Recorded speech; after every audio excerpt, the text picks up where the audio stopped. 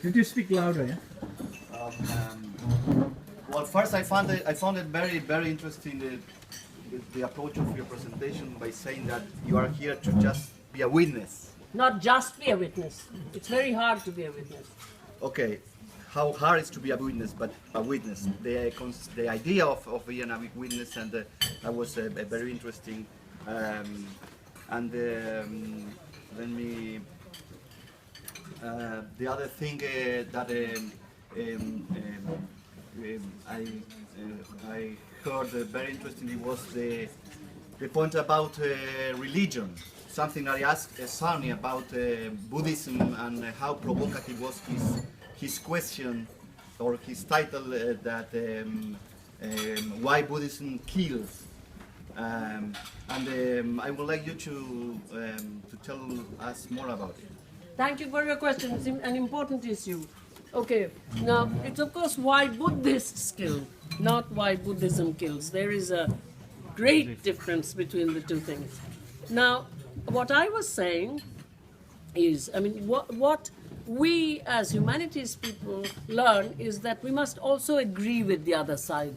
You know what I mean? So I also agree with you. I see your point, but I totally see your point. That if you say these provocative things, sometimes you cannot negotiate with the people in power, and since it is they who make change, we must watch what we say. Absolutely, I'm with you. But then what I was trying to say was, now look also at the other side.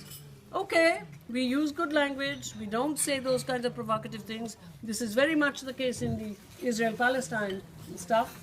And I must here take his name. I was a very close friend of Edward Said. From 1974 on, we were wonderfully good friends and allies. So I know what I'm talking about. So the way what we do is we restrain ourselves because there are also Israelis who are working for peace and so on.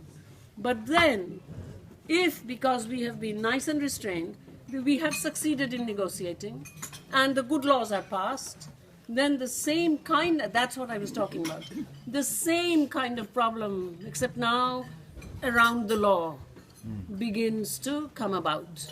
You know, it's like, and what Zarni was saying is so important, that with Jean-Paul Sartre and the French existentialists and so on, we have on the one side Buddhism good, and on the other side, Islam, their religion is a religion of terror. This is a very scary mistake. Islam, the word means peace. So to an extent, the idea of just negotiating, that's what I was saying about the excuse about Aung San Suu Kyi having to deal with the majority, and so a few things here and there. So what I'm trying to say is, that's not what you said.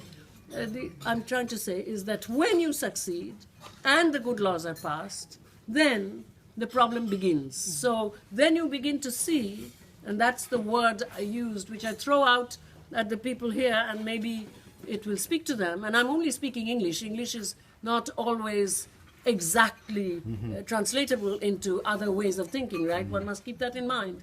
Just think, Chapon, how it would be if I was speaking in Bengali. These words would absolutely, you don't find synonyms for translation. You find the idea, and you quite often see that, hey, this is not the idea at all. So let's just keep it within English, not your native language, nor mine. So the idea of being folded together with the other side. You have, if one recognizes this,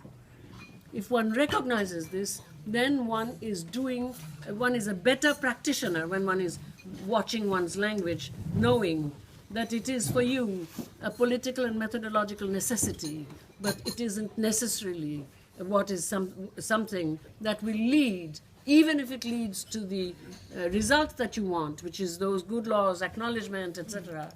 It is not necessarily going to lead to a good, I'm not even saying just or anything, to a good social formation, because the people in power pass laws, even they are not convinced. So you are folded in with the other side, and folded in is a nice Romance word, complicit, folded, not complicit meaning conspiratorial, but complicit meaning folded in together. One cannot be without the other. I should know. I pay income tax in the United States.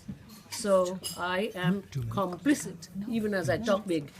So this is something that, that's what I said. I'm not against watching your language, but I'm also against saying, hey, that's what we should do because we want to push the, we want to push the people in power. The United Nations is not the end of the road.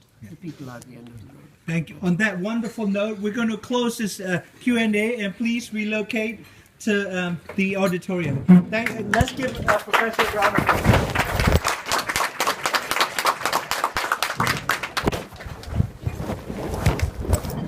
So we're going to start with Professor Amartya Sen. 10 minutes of video presentation. Yeah?